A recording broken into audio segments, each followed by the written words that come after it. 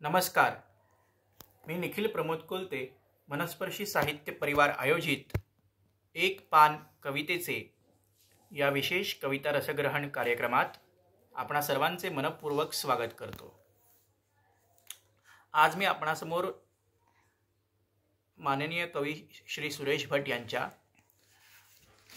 हेही असेच होते तेही तसेच होते या गझलेच्या रसग्रहण करण्याचा प्रयत्न करणार आहे. सुरुवातीला आपण गझल बघूयात.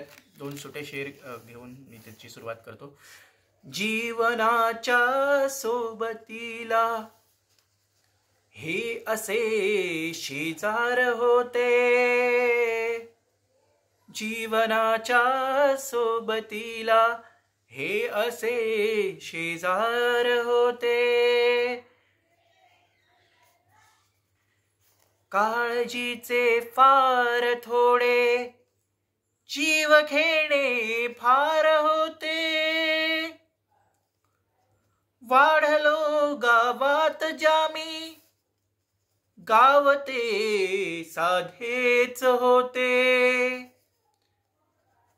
वाढलो गावात जामी गाव ते साधेच होते, माणसे साधीच होती सज्जनांचे बार होते,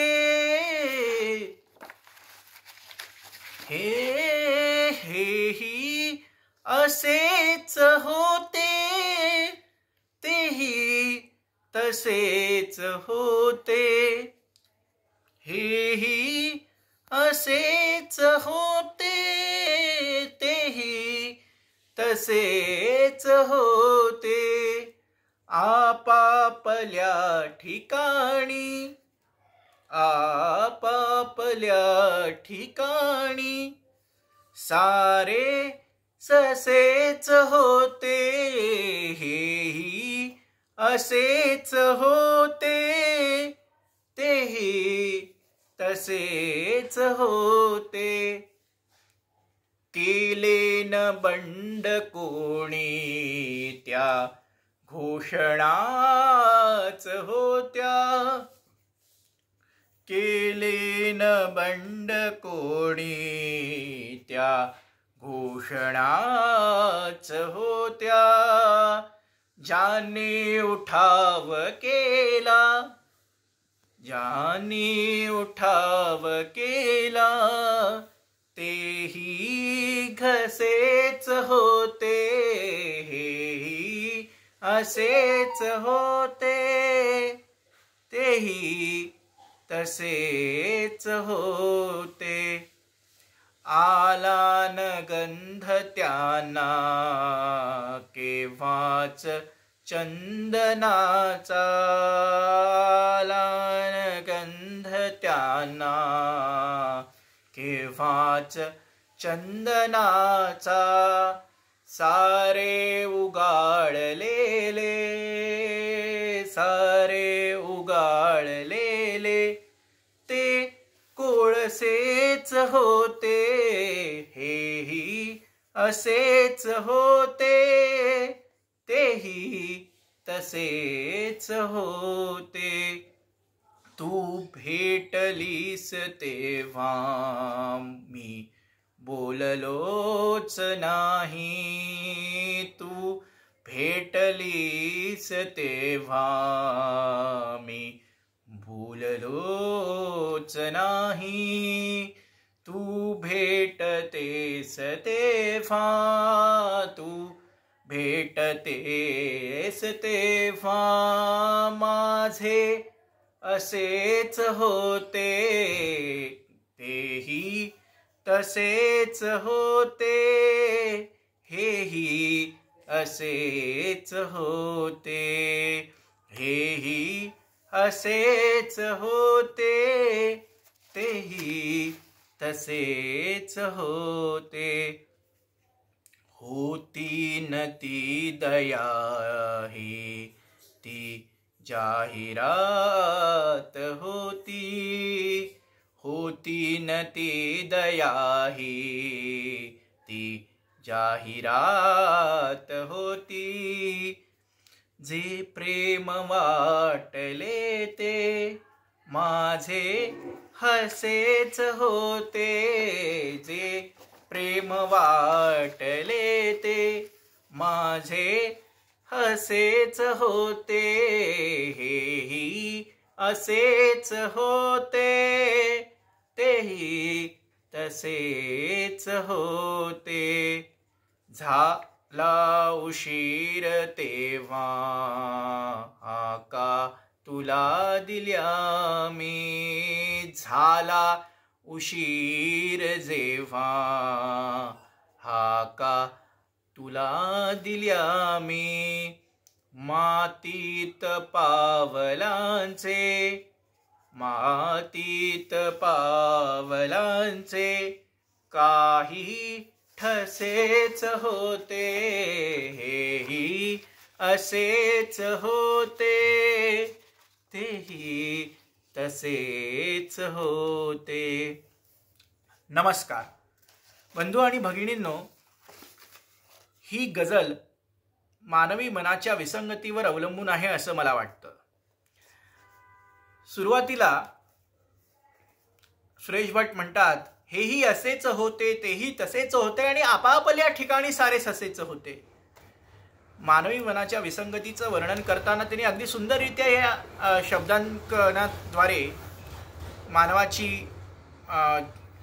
मनाची जी मानवी मनाची जी परिस्थिती आहे, जी स्थिती आहे, त्याचं वर्णन केलं आहे की मानवी मन हे किती चंचल असतं. ते म्हणजे हे स्पर्धात्मक युग आहे. स्पर्धात्मक युग असल्यामुळे जो तो धावत सुटलेला आहे आणि त्याच्या मनाला म्हणा कसलीही उसंत नाही.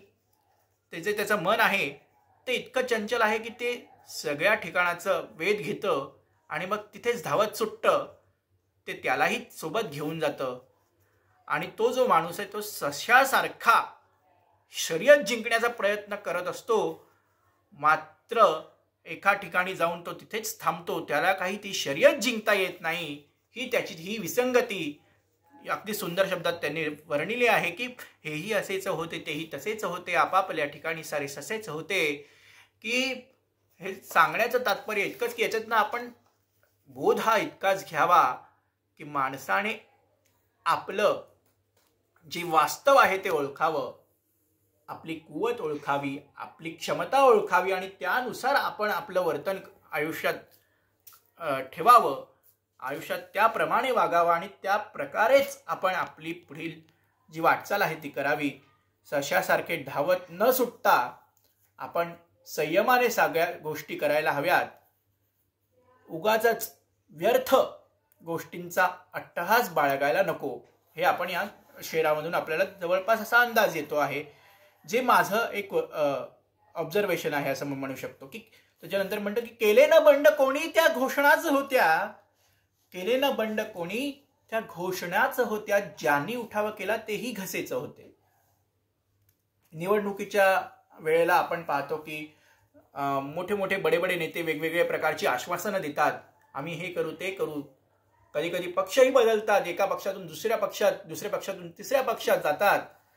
पण जेव्हा सत्ता येते, खुर्ची येते, त्या खुर्चीच्या नसेत ते स्वतःचं अस्तित्व विसरतात. स्वतः आपणही एक मनुष्य आहोत. मनुष्याच्या, मानवांच्या, जनतेच्या मधूनच आपणही निवडून जाऊन त्या स्टेजला म्हणा किंवा त्या स्थितीत आता आपण पोहोचलेलो आहोत, त्या खुर्चीवर बसलेलो आहोत, हे ते विसरतात.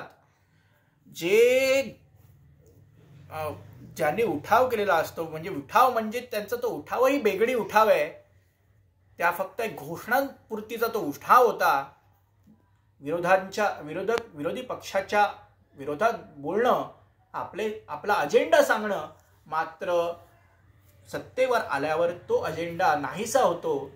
तो काही अंमलात आणला जात नाही आणि जो तो आपापला स्वार्थ साधत असतो आणि जनतेचे प्रश्न मात्र वेशीवर टांगले जातात.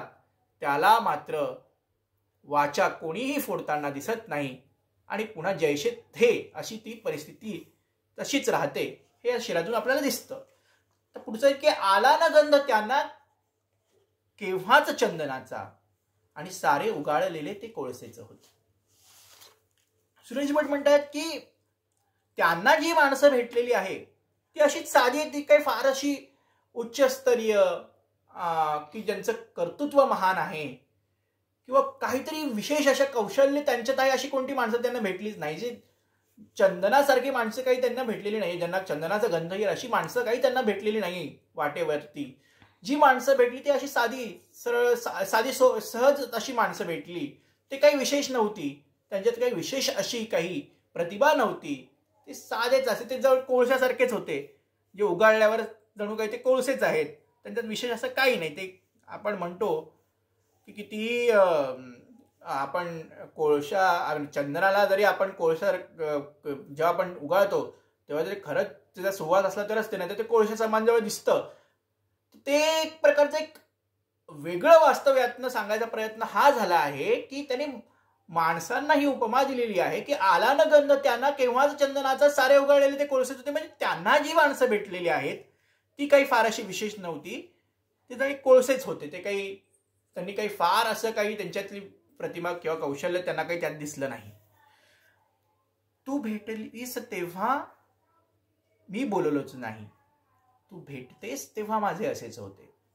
हे जे पुढचा शेर आहे की तू भेटलीस तेव्हा मी बोललोच नाही, तू भेटतेस तेव्हा माझे असेच होते. प्रियकर प्रेयसीचं जे नातं आहे त्यातलं हे विसंगत असं अव्यक्त भावनांचं एक असं वादळ किंवा एक प्रकारचं एक गोल असं वर्तुळ, त्या वर्तुळातून किंवा त्या चौकटीतून तो काही बाहेर येऊ शकत नाही. जेव्हा ती त्याला भेटते तेव्हा तो तिच्यासोबत समोर व्यक्त होऊ शकला नाही, तो बोलूच शकला नाही. कारण ती जेव्हा भेटते तेव्हा तो अबोल होऊन जातो, त्याला काही बोलताच येत नाही. जे बोलायचं असतं ते मनात असतं पण ओठावर येऊ शकत नाही, अशी त्याची ही परिस्थिती. आणि जणू काही तो एक प्रकारचा पुतळा होऊन जातो, त्याला व्यक्त व्हायचं असतं पण व्यक्त होता येत नाही. हीच मानवी मनाची एक असमंजस अशी स्थिती त्यात वर्णिली आहे. आणि पुढचं आपण बघू की होती न ती दया ही ती जाहिरात होती, जे प्रेम वाटले ते माझे हसेच होते.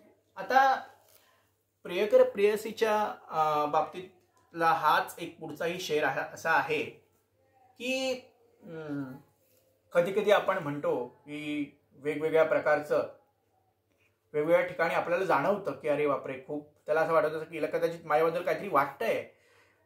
मग ती सहानुभूती असो किंवा तो, पण त्याचा गैरसमज झालेला असतो. जे काही असतं त्याचं हास्य झालेलं आहे, तिच्या मनात मात्र तसे काहीही नाही, हेच त्यांना सांगायचं आहे. हा विरोधाभास आहे की त्याला जे काही वाटत असतं ते तिच्या मनात नसतं.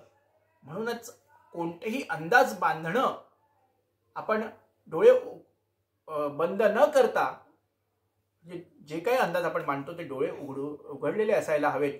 डोळे झापून, डोळे बंद करून आपण कोणतेही अंदाज जेव्हा बांधतो तेव्हा ते नक्कीच चुकतात. पण डोळे उघडे असले तर आपण जे काही पाहतो आहे ते वास्तव आपल्या डोळ्यासमोर असतं. हे यातून सिद्ध होतं की होती न ती दया ही ती जाहिरात होती, जे प्रेम वाटले ते माझे हसेच होते. म्हणजे चर्चा होते, चहू बाजूंनी गावगवाटा होतो, गुणगाण गायले जातात की बाबा हे बघा हे कसे दिसतात, कसे किती छान आहेत वगैरे वगैरे.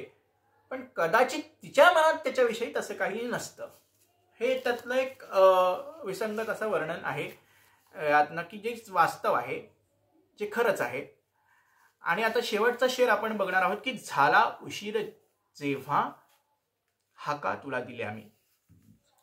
झाला उशीर जेव्हा हाका तुला दिल्या मी, मातीत पावलांचे काही ठसे चवते. म्हणजे तेच की आतापर्यंतचे जे या आकृतिबंध गझलेमध्ये आपण ज्या वेगवेगळ्या प्रकारचे शेर पाहिले त्यातला शेवटचा जे शेर तो त्यातनं हेच सांगू पाहतो की मानवाचं अव्यक्त मन जर हे शेवटपर्यंत अव्यक्त राहिलं, भावना अव्यक्त राहिल्या, तर त्याचा त्यालाच शेवटी पश्चाताप होऊ शकतो. कारण की यात म्हटलंय की त्याला जे बोलायचं राहिलं, जो बोलायचं होतं ते तो बोलू शकला नाही. आणि शेवटी जेव्हा ती निघून जाते तेव्हा उशीर झालेला असतो, तो हाका देत बसतो, मात्र तेव्हा काही उपयोग नसतो, कारण ती त्याच्या विश्वात नसते. त्याच्या मातीत म्हणजे त्याच्या आसपासच्या मातीमध्ये कणाकणांमध्ये फक्त तिचे पावलांचे ठसे हे फक्त शिल्लक राहिलेले होते किंवा ठसेच शिल्लक राहिलेले असतात. त्यालाच कुरवाळत जणू काही तो आता बसलेला आहे. तिच्या आठवणीत कुरवाळत तो असा बसलेला आहे, आठवणीतच जगतो आहे. कारण आता सगळं काही सांगायला सुद्धा उशीर झालेला आहे. त्याच्या ज्या काही भावना आहेत तो आता त्या खुल्या पद्धतीने, मनमोकळ्या पद्धतीने, दिलखुलास पद्धतीने तिच्यासमोर व्यक्त करू शकत नाहीये. ही त्याची शोकांतिका आहे. झाला उशीर जेव्हा हाका तुला दिल्या मी, मातीत पावलांचे काही ठसेच होते.